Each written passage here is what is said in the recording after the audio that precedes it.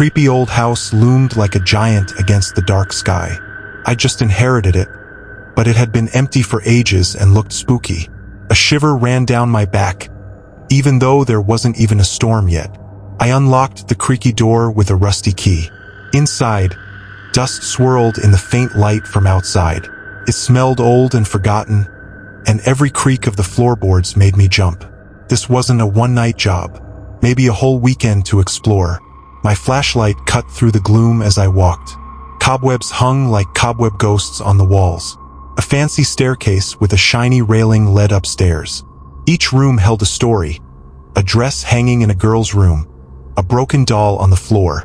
It got colder the further I went, like an icy hand grabbing my bones. Finally, at the end of the hall, there was one plain door. It seemed to call to me even though it was just a closet. But there was something weird about it, like a dark shadow stuck to it. Slowly, I turned the doorknob. It was cold. The door creaked open, showing only blackness. Smelled bad, like something rotten. My flashlight beam sliced through the dark, showing a tiny room with old clothes hanging limply. But then I saw something else, a rocking horse in the corner. It was all messed up, with chipped paint and a bent body. As I got closer, the rocking horse creaked back and forth, even though no one was pushing it. My heart thumped like a drum. The air around the horse felt prickly, like it was grabbing me. Scared, I tripped over something and dropped the flashlight. Darkness swallowed me whole. I screamed, but no sound came out. Then a tapping started. Came from the closet, slow at first, then faster and faster. The rocking horse creaked louder too, and now it sounded like a sad child crying. Couldn't breathe. I had to get out. I fumbled on the floor for the flashlight, touching something cold and clammy. A hand. It grabbed me tight. I yelled and pulled away, scrambling for the door. The tapping got crazy loud, like a whole band of monsters were playing drums. The rocking horse's cry turned into a scream. Finally, I found the doorknob and pulled the door open. I ran out of the room, tripping and falling on the hallway floor. I scrambled up and kept running, not daring to look back. I didn't stop until I reached the front door, rain pouring down on me. It was a scary storm, but at least it wasn't creepy and silent like that house.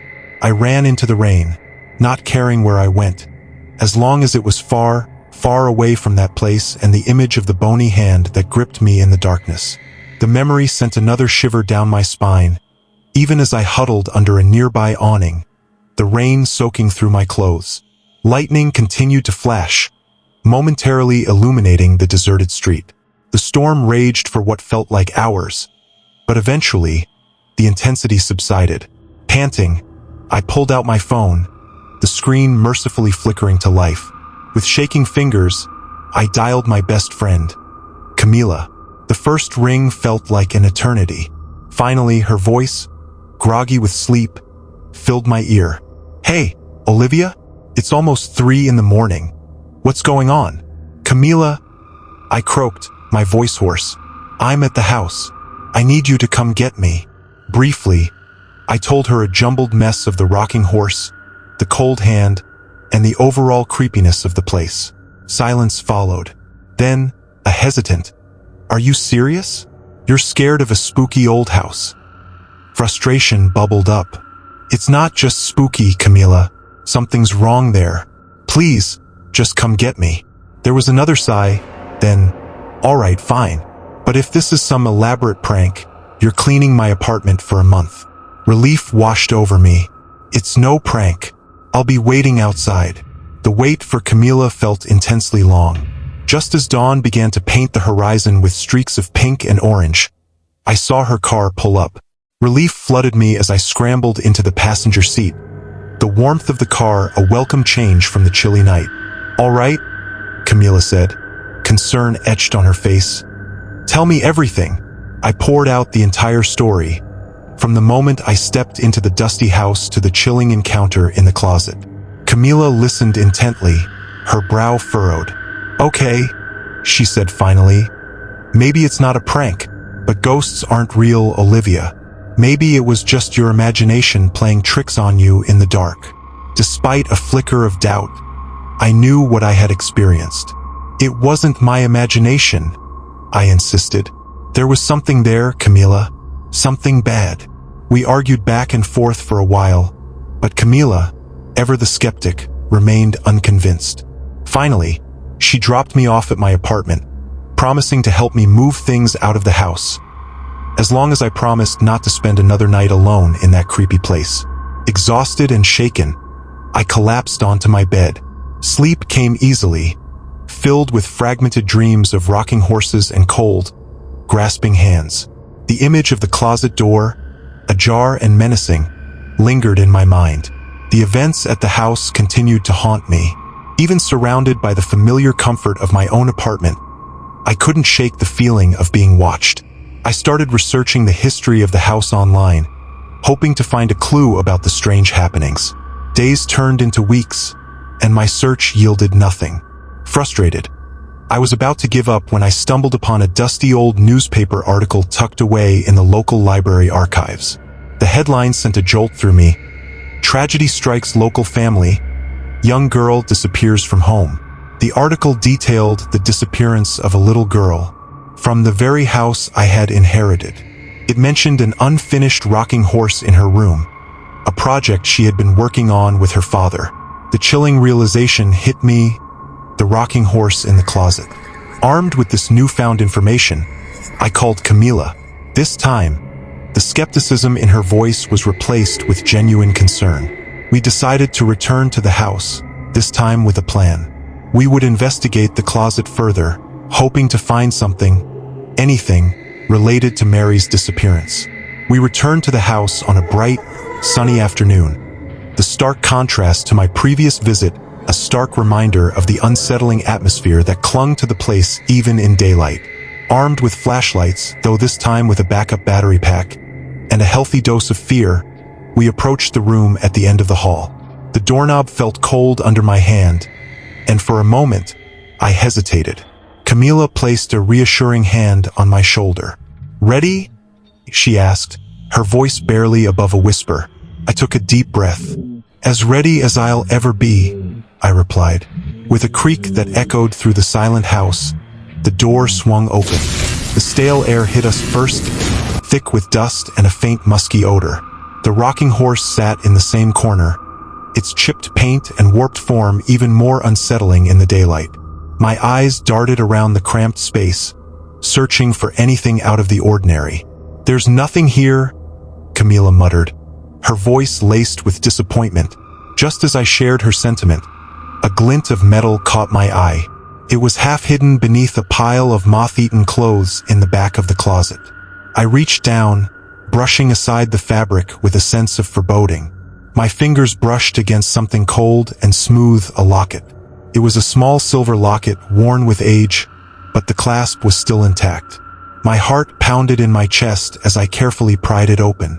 Inside, nestled against a faded velvet lining, was a photograph. A young girl, no older than 10, with bright eyes and a wide smile, stared back at me. "It's Mary," Camila whispered, her voice barely a breath. A wave of emotions washed over me, sadness for the lost girl, anger at the injustice of her disappearance, and a flicker of hope that this locket could hold a clue to her fate. Carefully, I pocketed the locket, a newfound determination burning in my chest. This wasn't just about the house anymore.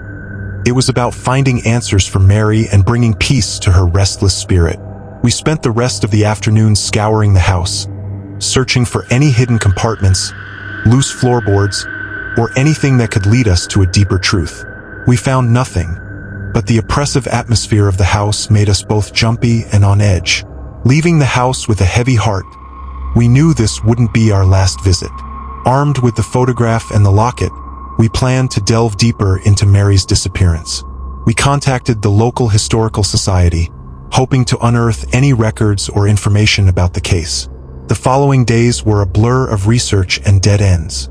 The Historical Society archives yielded little, and the police report from Mary's disappearance offered no new leads.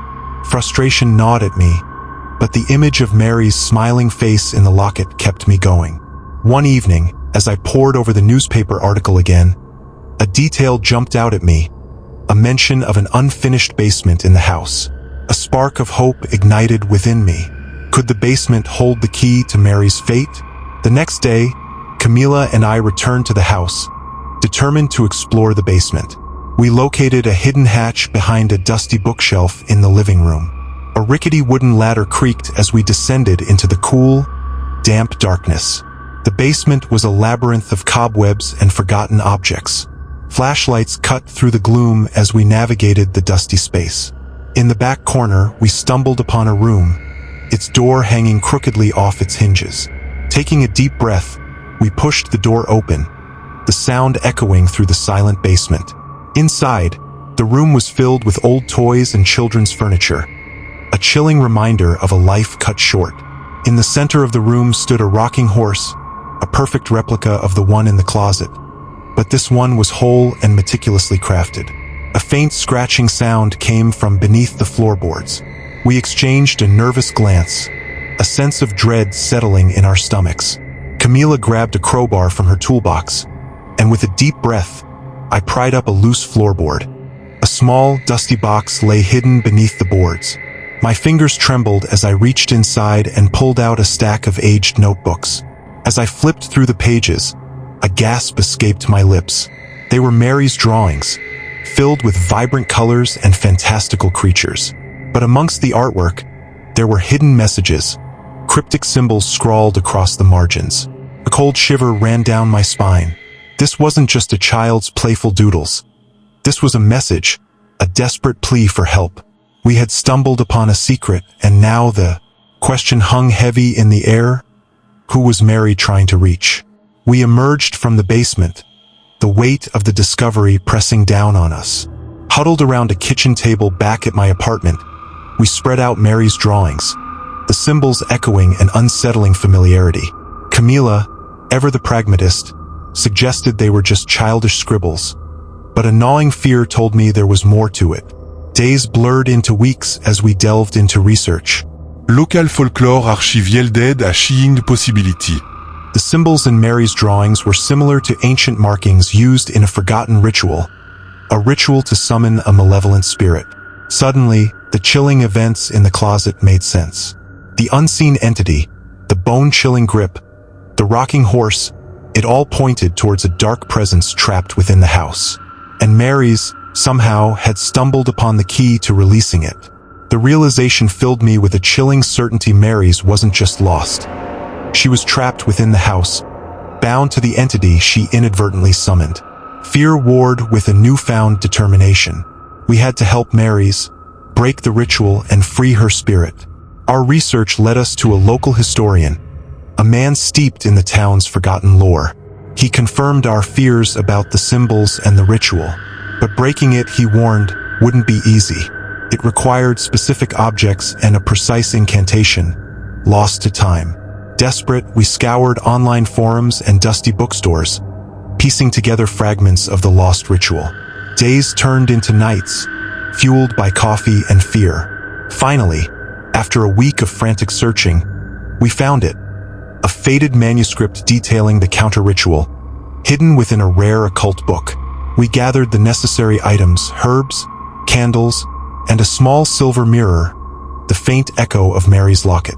The ritual itself was complex, filled with chants in a forgotten tongue. The air crackled with nervous energy as we performed the steps one by one, the house groaning and creaking in response. As we reached the final incantation, a cold wind swept through the house, extinguishing all the lights except the candles on the makeshift altar. A spectral chill settled around us, and in the flickering candlelight, a faint outline materialized in the room. It was Mary, her form barely a whisper, her eyes filled with sadness and fear. As Camila and I chanted the final words, the spectral form flickered and wavered. A spectral, rocking horse appeared beside her, whinnying mournfully.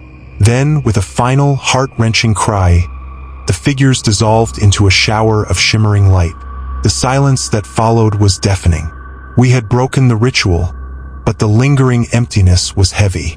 Exhausted and shaken, we stumbled out of the house, the first rays of dawn painting the sky in hues of orange and pink. The weight of the experience hung heavy, but there was a sense of peace mixed with the sadness. We never lived in the house. It was sold shortly after, the secrets it held buried once more. But sometimes, on stormy nights, I swear I can hear a faint sound, the soft, rhythmic tapping of a rocking horse, a fading echo of a young girl's spirit finally at rest.